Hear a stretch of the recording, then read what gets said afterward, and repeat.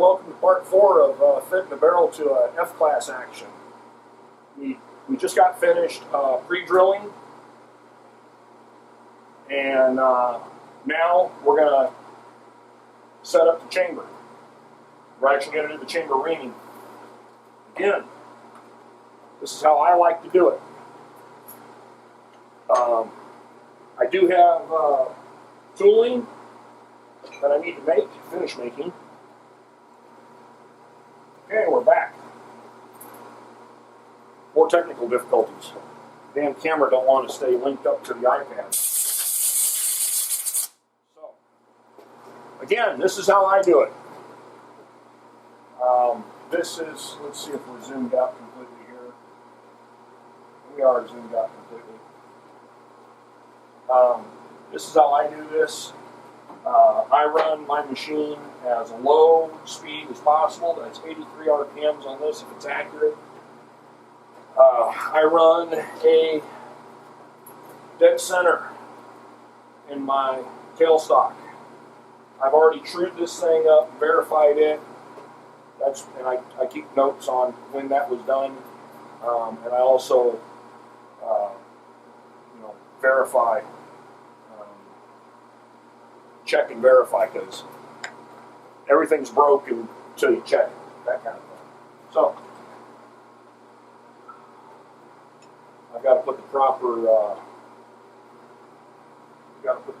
bushing on that, and the proper bushing. Here. Bushing's going on.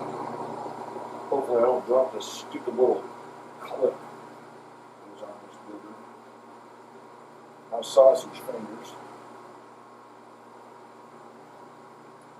Thank God for strong fingernails. So, we pre-drilled this thing. And what this allows me to do is I can feel the bushing entering the bore as we go. You know, you don't want to have your reamer touching the outside diameter or the inside diameter of this hole before the bushing is in. Before the bushing's in the bore. I like to do all this by feel.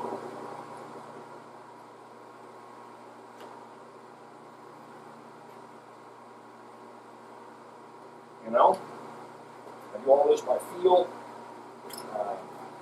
I get this thing set up. I'm going to run this up. And that's a little too. I want to be able to have this back far enough to where I can wind this in and run over everything. Okay, that'll work. And this is exactly how I do it. This is exactly how I do this. I do have a taper piece to go in the tailstock here. I'm going to bore that one of these days, 7/16 with a set screw, so I can do rigid tooling in the back. I don't have that yet, but that's one of the things I'm going to go down in the future, down the road, and get that done. You can use a floating reamer holder if you like. Guys don't, I can't say everybody. I'm not going to speak for anybody. I just noticed that most of the top-level gunsmiths that are making barrels for the U.S. Rifle Team and things of that nature are using rigid tooling, and they're making sure that their lathes are dialed in as absolutely dead nuts as possible, and then do the chambering work that way.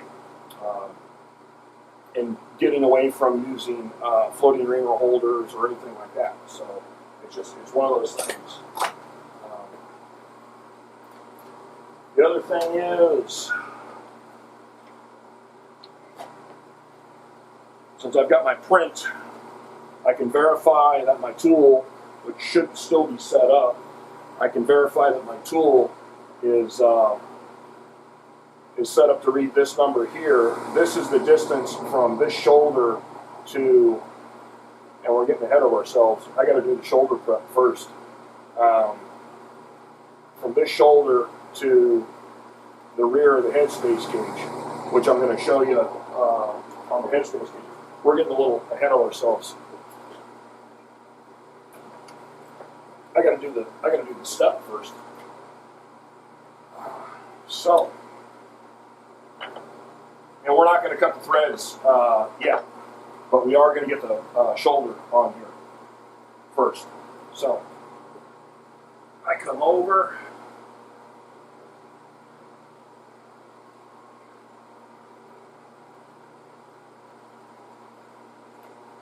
And I touch. We're going to go high speed again. Let's move. Damn it.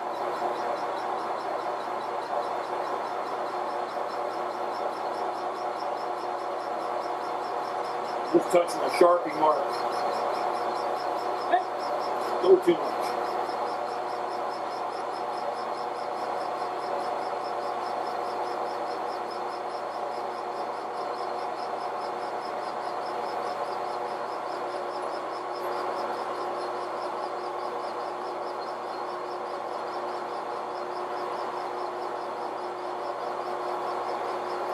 That's 0.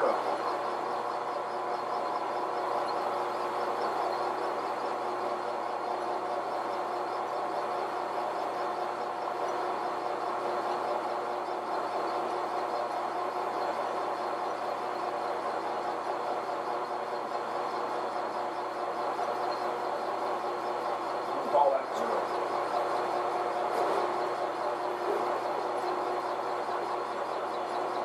Okay. So the shoulder on this thing is 942.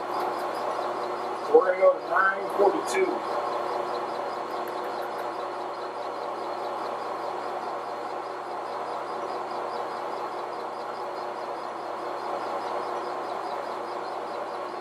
That's my outside diameter. Set that to 0. Dial in 50. Change the feed rate. Get it up to something a little more productive, a little faster.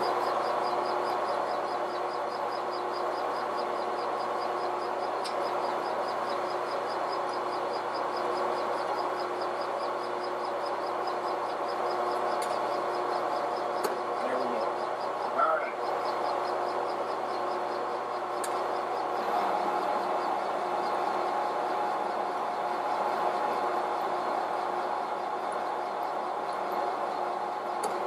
That's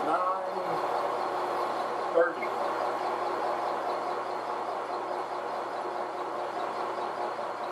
Filing in 50 thou at a time. Shit.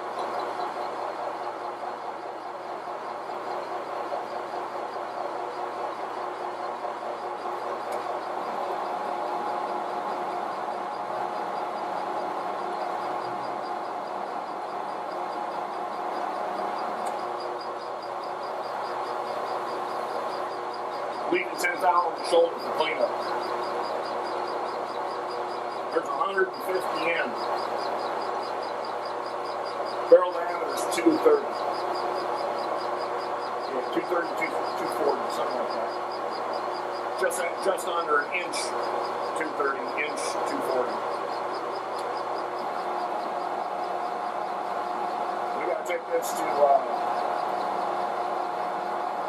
inch and a 16th.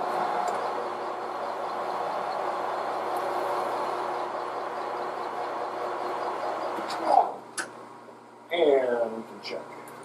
Back into it. Okay, 1 inch, 9. 1 inch, 095.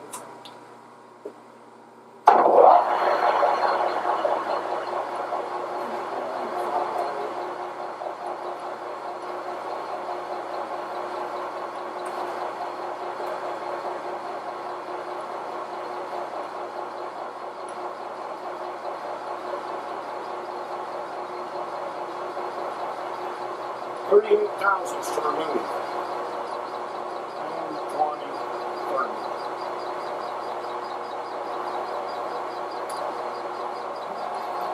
I'll take that last 8 as a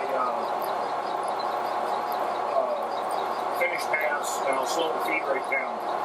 Make it right. I'll go to 35 on this one.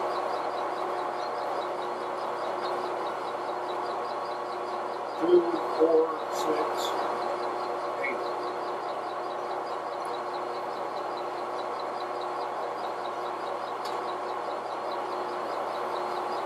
There's our finish pass. I trust this lathe. It comes within a thou when you dial it in after you got the original setup. It works really well. So I'm pretty confident that when I dial in 8 thou, it's going to take 8 thou.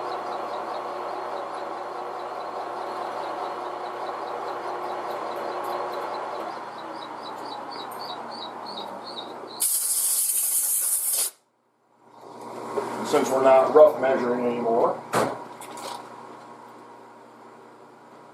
going to grab my,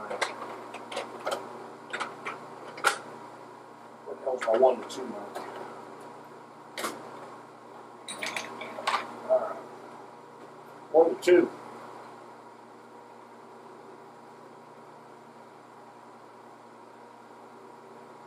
Okay, we are at 2 inches, 57 thousandths. And the reason why we're 5 thou under the 62 is because you should take your major diameter. You should take your major diameter of your threads when you're single pointing them. And if it's an inch, say it's a 1 inch thread, multiply that times 0.995. So that would make it a 0.995, you're taking 5 thou off of 1 inch. It's not exactly 5 thou off of a 1 inch and a 16th, but you round it off to the nearest thousandths and it's close enough. So we go 1 inch 057 and you're good. That's the proper major diameter for doing your single point threads.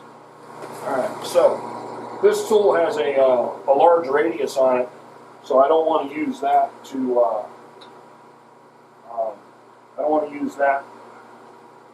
to set my shoulder with. Which is why we leave it a little long, or a little short. So I'm going to come in here.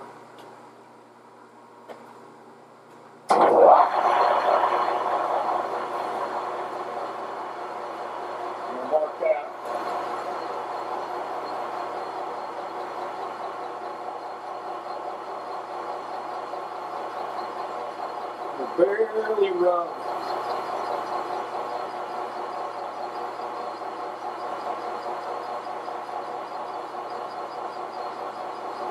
There we go.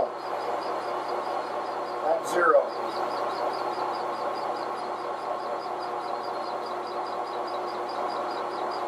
Number we got to hit, 942. A little more than 0.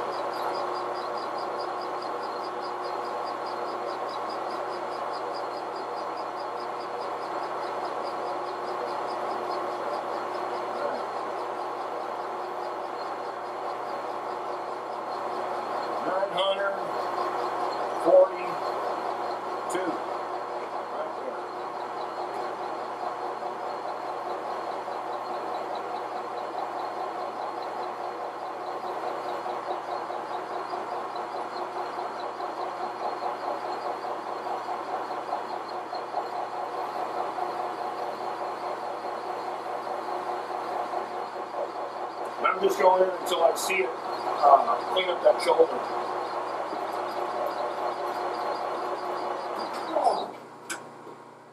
So that's done.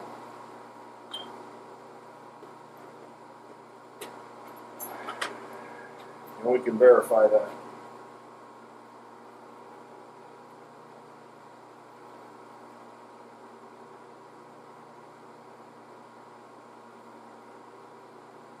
So there's 925, 30, 35, 40,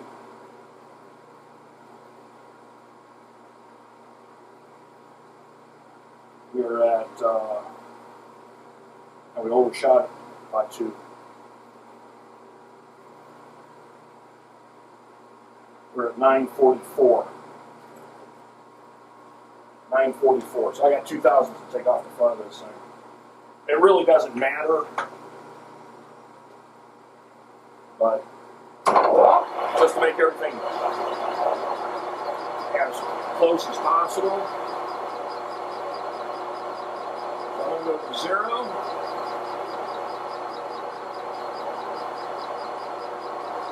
I'll take 2.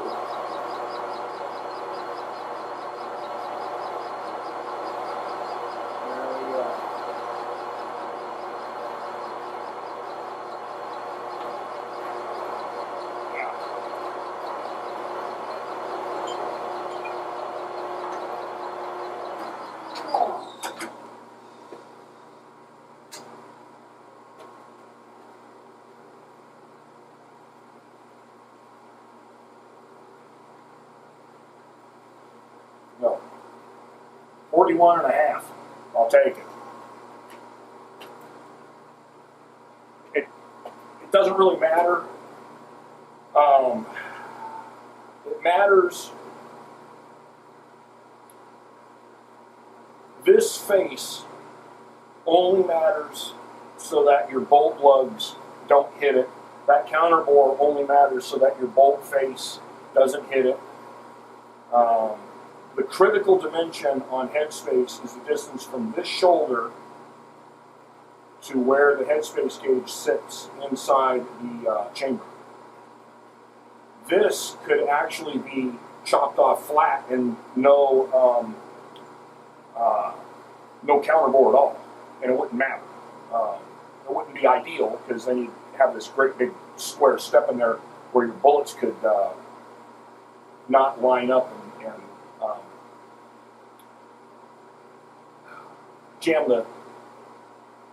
deform the tip of the bullet. That would not be good. But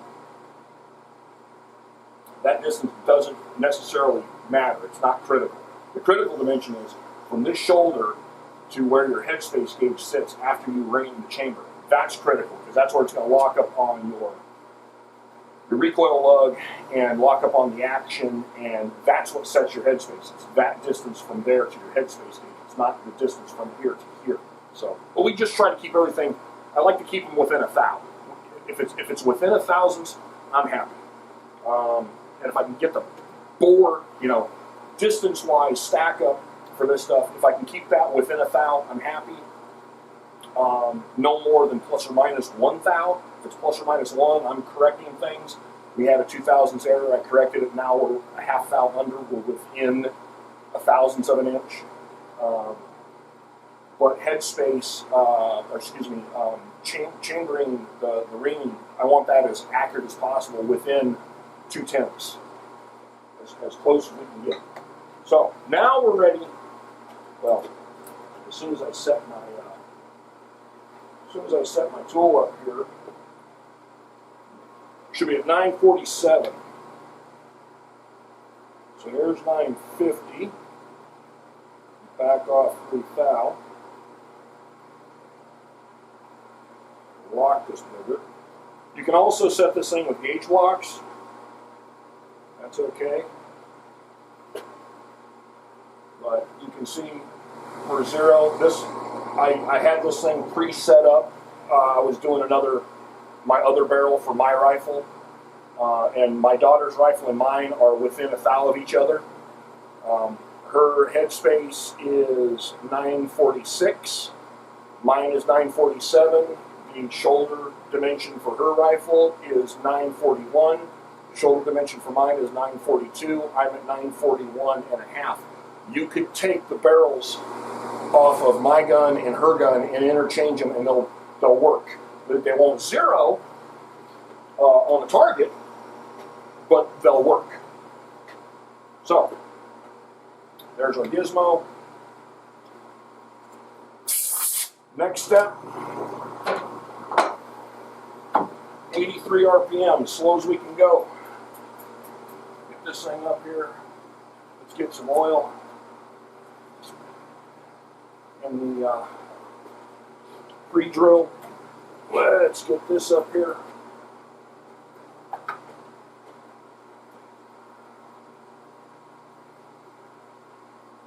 Actually,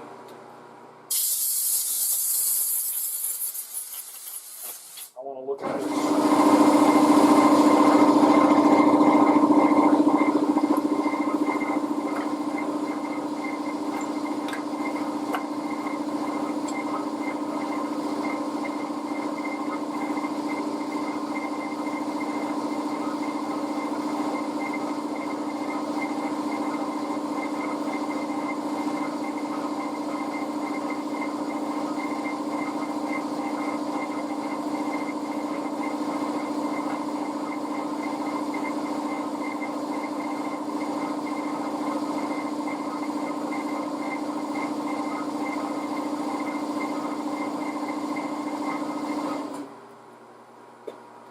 So what I just did there was I took my very, very fine file, Diamond Lap, and just gently hit the area there on the shoulder of the reamer where I typically see a lot of buildup of material. That, I think, is what was causing a couple of barrels that I had in here to chatter. Because as soon as I removed that material, the reamer stopped chattering after I got the chatter cleaned up, which is a royal pain in the butt. So here we go. That's a little far.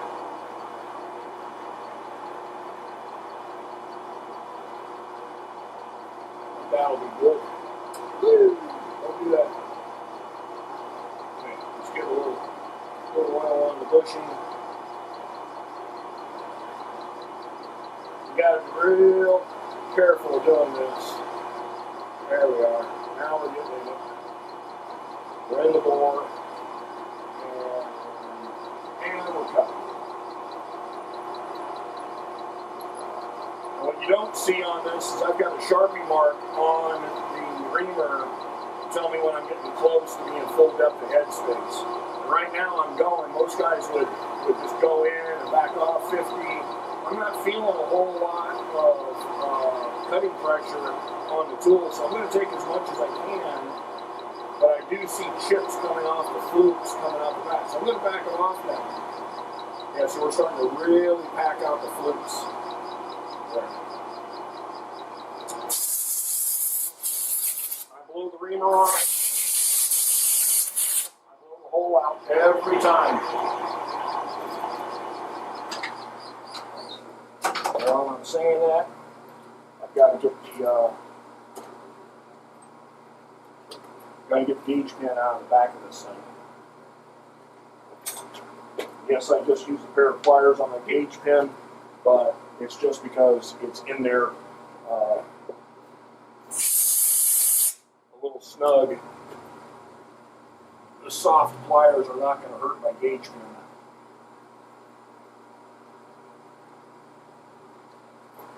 Okay, I got about an hour. Part 2, part 5, whatever, is going to be a little while. So,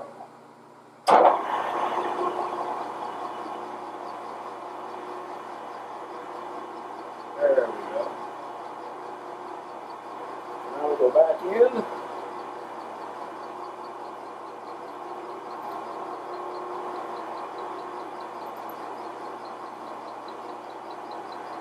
I'm dialing the carriage back to get the handle away from that hole.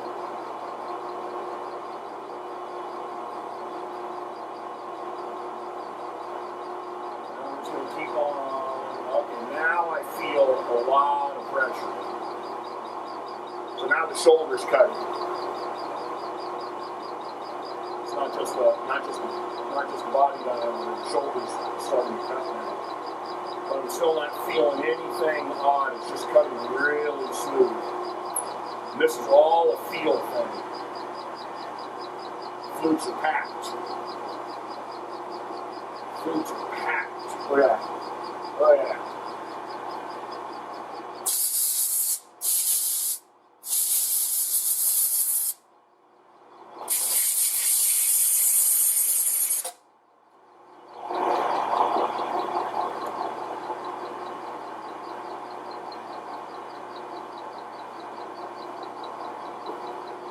All right.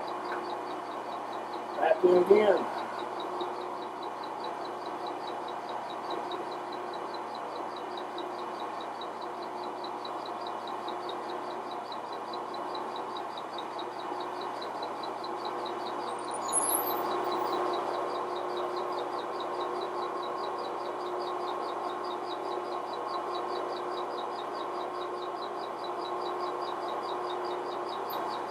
Okay, I'm gonna clean this out. We're gonna put the gauge in it, and we're gonna check it. Because we're probably within 100 thou. I can see my Sharpie mark on here.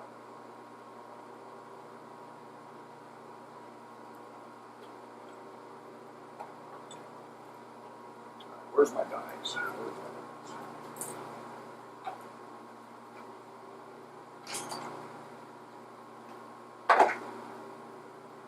Okay, so another thing I'm going to demonstrate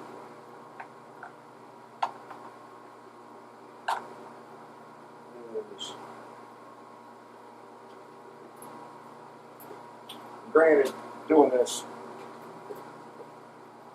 doing this with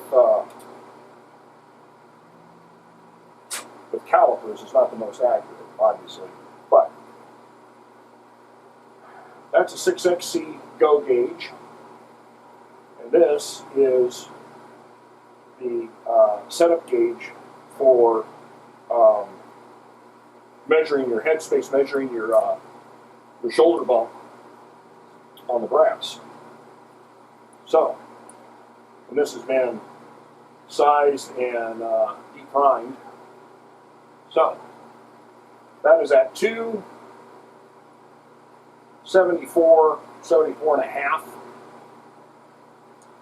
That's what my brass is.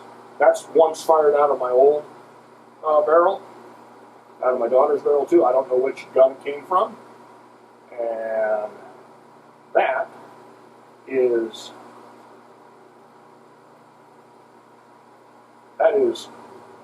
276 on the gauge. About 2,000 shoulder bump. That's what we're looking for when we're doing our reloading. But that's also the number I want to hit. I want to make sure that using the gauge is going to be shorter than the gauge is going to be longer than the brass. Oh yeah, we got a mile to go here.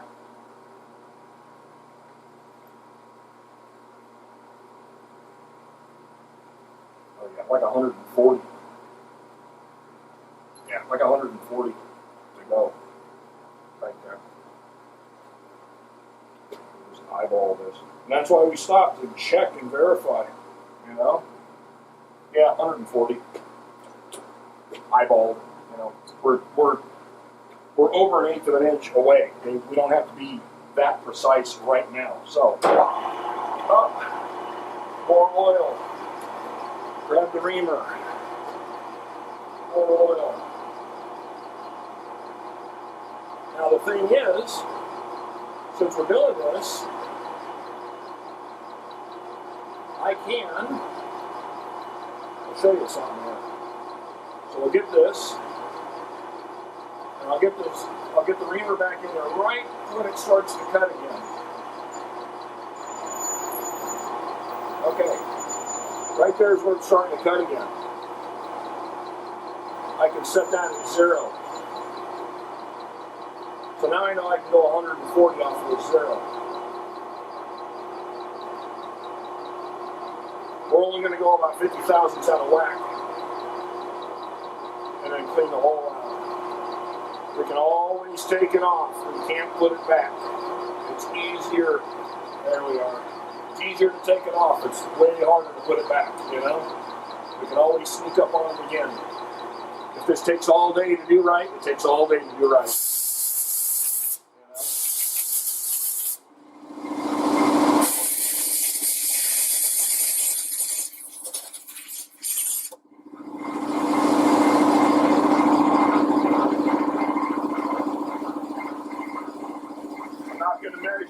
Because I've got my zero set here, I can get really accurate with the tailstock. Sorry about the air compressor. Once I get more subscribers and I start getting monetized, maybe I can afford to go and find a $1,500 80-gallon, 175 PSI Irgasol ran compressor. Right now I can't do that.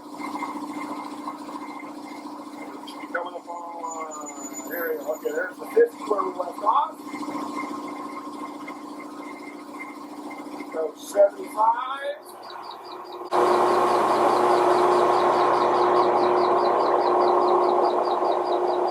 There's 100.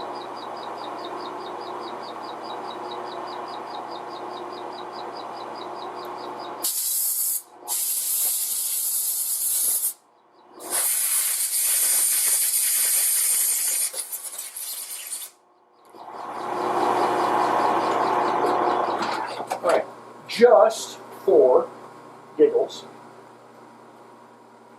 and just because I'd rather sneak up on this guy, we're still sticking out a lot.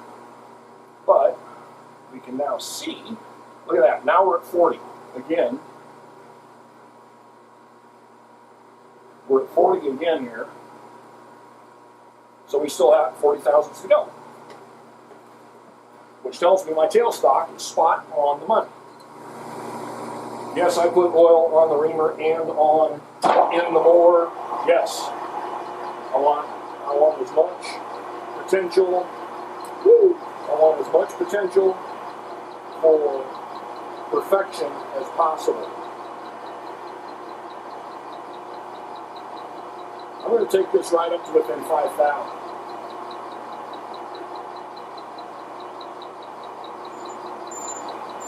And there's our home. Still not there yet. Now we're there. So, 10, 10,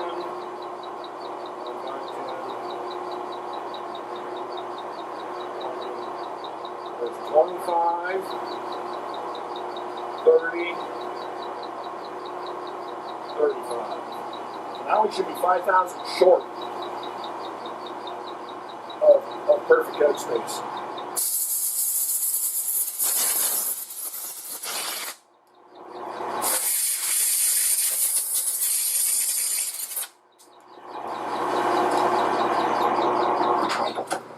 Well, let's check.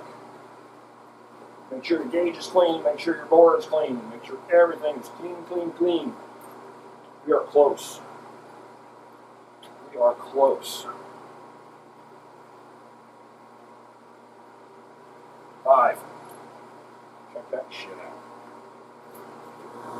Alright, so the gauge is in there. Gauge is in there. Okay. And I'm going to slip this over. And we're going to see. Look at that. 5 thou.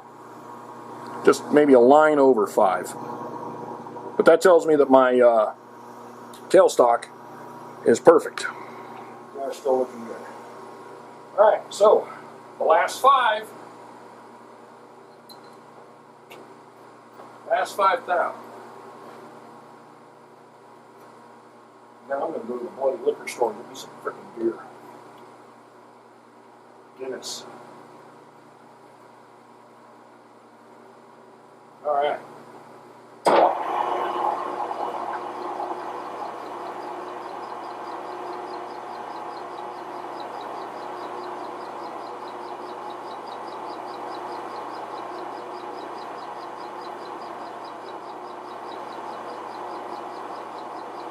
What I'm concerned about right now is I don't want this thing to chatter at all. Alright, so we're coming up. That's not chatter, that's just rub. There we go. So there's 25, 30, 35. Now we're counting. I can feel it. There's 40. That was right at 240. That's it.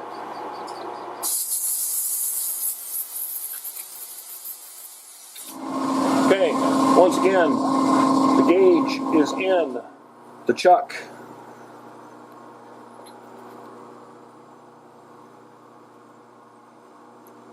How do we like them apples? Huh?